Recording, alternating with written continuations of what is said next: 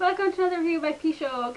Today, shock horror, I'm not doing a review on a series. Yeah, like I just always do reviews on series which I like, so I hope this doesn't ruin my pattern. But today I'm doing a review on an author, kind of. Well, her kind of like series of books, or her group of books.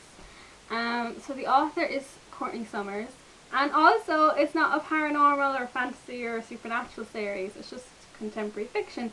Which, if I'm not reading kind of like a supernatural series, contemporary fiction is always the one I go to for a break. Okay, so she has 4 books so far, and one of them was just recently released called This Is Not a Test, and that's the only one that has a bit of kind of a supernatural element to it, a little bit, because it's set around zombies. And every time I read a zombie book, I'm like, why did I read this book? Because I hate zombies. Like, they're my most feared or just hated supernatural thing. I just don't like them because it just has the most depressing, hopeless feel to the book or to a movie or to whatever. And Courtney Summers' books have a kind of very melancholy feel to them. Anyway, it's just this just amped it up. Anyway. Okay, the first book I read belonged to her, or Some Girls Are, and I loved it. I thought it was brilliant. It's about a girl who's popular at the beginning, and she's kind of like the bully's sidekick, you know, the bitch, her sidekick, and she was kind of a bitch too.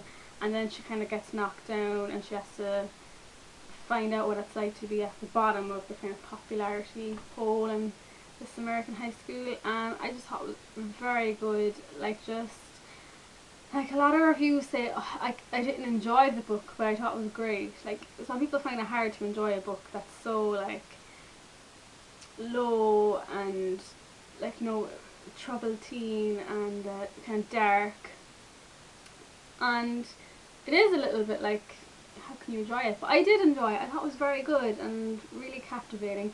The biggest thing about Courtney Summers' books is that they're highly emotional and very intense. And the third thing is that the endings, I'm not 100% happy with the endings. Like, she puts a very bitter, kind of bittersweet, mostly bitter ending, kind of abrupt ending too, where like nothing is, not everything is all solved and tied up with a bow at the end, and I'm okay with that. But you kind of wish you found out a little bit more as well. So, but I do think the first book I read, Some Girls Are, did have the best ending. You kind of wished it went a little bit further, but it was good. I loved it. Then the next book I read was Fall for Anything. I didn't think this was as good. It's about a girl who lost her father, and she's going through a very kind of crazy, hard time, and I thought it was still good, but the ending was kind of weird, and I think it was even darker, really.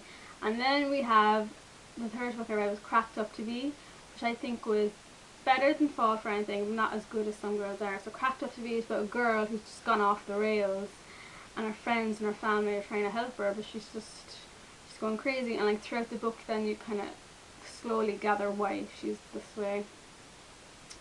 And yeah, the ending to that was okay-ish. Again, like a bittersweet ending. And then the recent one I read was The Zombies, This Is Not a Test. Again, it's very dark and intense, and the ending was a bit up in the air. But I do think, you know, it was good. It was good enough.